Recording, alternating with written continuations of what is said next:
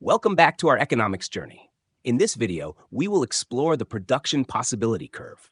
Building on our previous episode about scarcity and opportunity costs, we'll now explore how societies balance their needs and wants using this handy tool. Join us as we elucidate the fundamental principles and explore how the production possibility curve serves as an aid to dealing with resource scarcity. So, let's begin. Before we delve into today's topic, let's take a moment to revisit the key concepts of scarcity and opportunity cost covered in our previous video. As a quick reminder, scarcity refers to the fundamental economic condition where resources, including raw materials, time, and labor, are limited or finite in comparison to the desires and needs of individuals or society as a whole. We also elaborated on opportunity cost, which represents the value of the next best alternative foregone when resources are allocated to a specific option. This concept encapsulates the idea that by choosing one option, we necessarily give up the benefits associated with the next best alternative.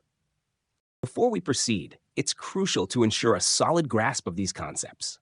With a clear understanding of scarcity and opportunity cost, you'll be better equipped to comprehend how the production possibility curve illustrates the relationship between these factors or concepts in resource allocation. Now that we've refreshed our understanding of scarcity and opportunity cost, let's explore how these concepts are visually represented through the production possibility curve. The production possibility curve is a fundamental tool in economics that illustrates the trade-offs faced by society when allocating scarce resources between the production of different goods and services. By analyzing this curve, we can gain insights into the efficiency of resource allocation, the concept of opportunity cost, and the potential for economic growth. For us to better understand how this is so, let's now examine how this curve provides a graphical framework for understanding these critical economic principles. To begin, we will examine the components of the production possibility curve and how they reflect the interplay between scarcity, opportunity cost, and resource allocation. By understanding the axes, the curve itself, and the concepts of efficiency and inefficiency, we can gain a deeper insight into the economic choices faced by individuals, firms, and societies. Let's explore these elements in detail. First, it is essential to grasp the underlying assumptions of the production possibility curve.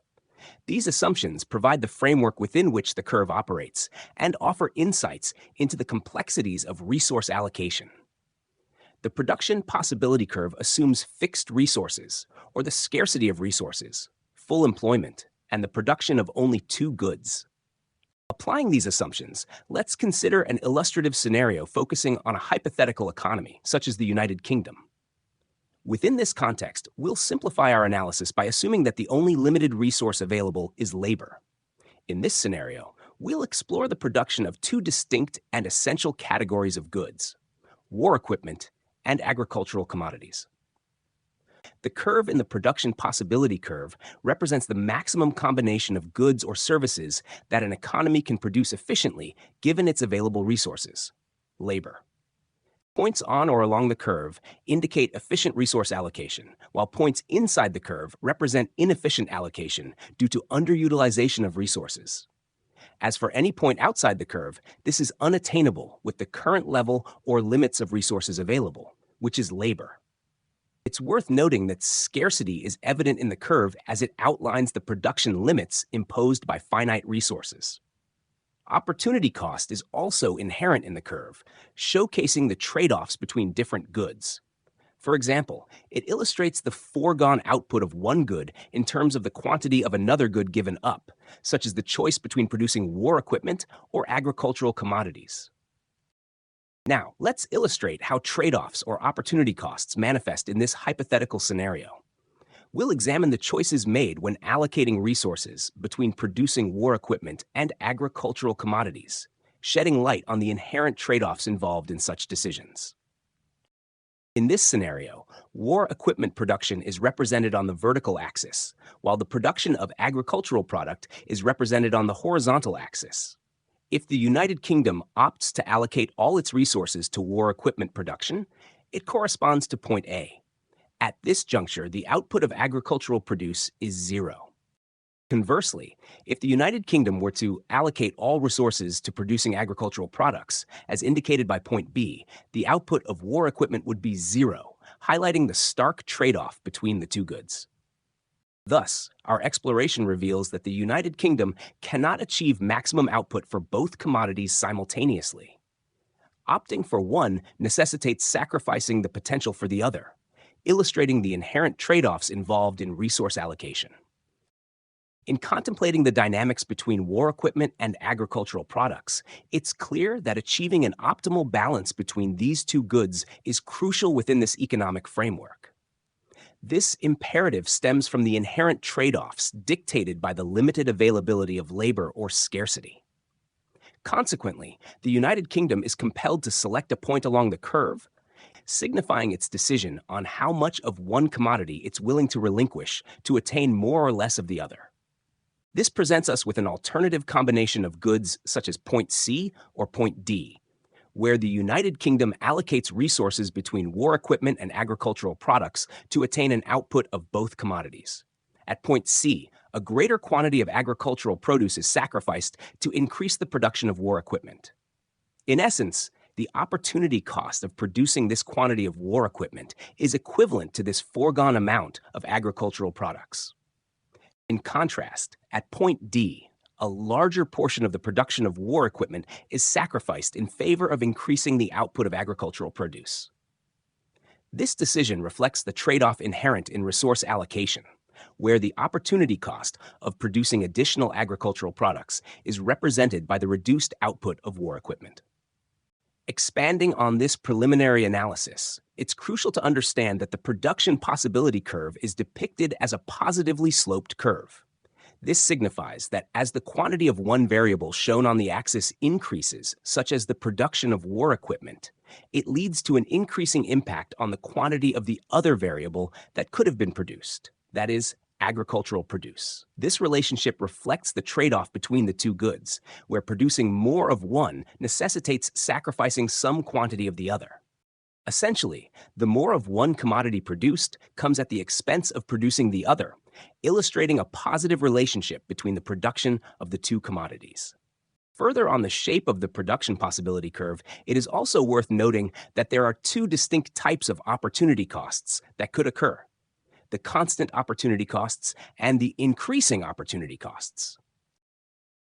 The shape of the production possibility curve is significant, varying depending on the commodities and resources involved, as well as their utilization in production. For instance, in cases of constant opportunity costs, both commodities are produced in such a way that the amount of one given up is equivalent to the amount gained in the other. This occurs when the resources required for production are similar for both commodities, resulting in a balanced trade-off between them. An example could be the production of smartphones and tablets. The resources required to manufacture both devices, such as labor and raw materials, are relatively similar, resulting in a balanced trade-off between producing more smartphones or tablets. On the other hand, increasing opportunity cost refers to a scenario where the opportunity cost of producing one good increases as more of it is produced. This phenomenon arises due to the varying resource requirements between the two goods being produced. Initially, when an economy reallocates resources from the production of one good to another, the opportunity cost may remain relatively low. However, as the economy continues to produce more of the same good, it must increasingly divert resources that are less suitable or less efficient for producing that good. Consider the production of wheat and computer chips. Initially, reallocating resources between the two may not significantly impact their production. However, as more resources are directed towards increasing the production of one, such as computer chips, the opportunity cost of producing additional units of that good rises due to the increasingly specialized resources required, leading to a concave production possibility curve. Now that we've explored how economic decision-making operates within the constraints of resource scarcity, which necessitates trade-offs and opportunity costs in resource allocation, let's now examine what could lead to shifts in the production possibility curve. When the production possibility curve shifts outward, It indicates an expansion in the economy's capacity to produce goods and services. Put simply, scarce resources have increased, or there is an expansion of available resources. This expansion could result from technological advancements, increased capital investment, or a growth in the labor force. For example, if the United Kingdom invests in new machinery that enhances agricultural productivity, the curve shifts outward, allowing for increased production of both agricultural products and war equipment. This shift signifies a more efficient allocation of resources, resulting in higher levels of output without sacrificing the production of other goods. Conversely, a shift backwards in the production possibility curve signals a decrease in the economy's capacity to produce goods and services. This means that already scarce resources are now more rare, or there is a contraction of available resources. This could occur due to factors such as natural disasters, economic downturns, or inefficiencies in resource allocation.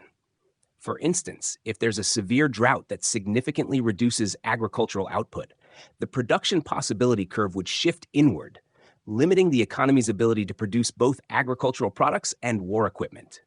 In this scenario, scarce resources such as water and arable land become even scarcer, leading to a decrease in overall production levels. Now, let's put your attentiveness and newfound knowledge to the test with a brief task on understanding shifts in the production possibility curve. Consider the following statements regarding shifts in the production possibility curve. Analyze each scenario and determine whether the production possibility curve shifts outward in an expansion or inward in a contraction, based on the changes in resource availability and the allocation of resources among different sectors of the economy. Scenario 1. Imagine a country that heavily relies on fossil fuels for energy production suddenly experiences a scarcity of oil due to geopolitical tensions. How would this impact the production possibility curve, particularly considering the reliance on oil for both energy production and transportation? Scenario 2.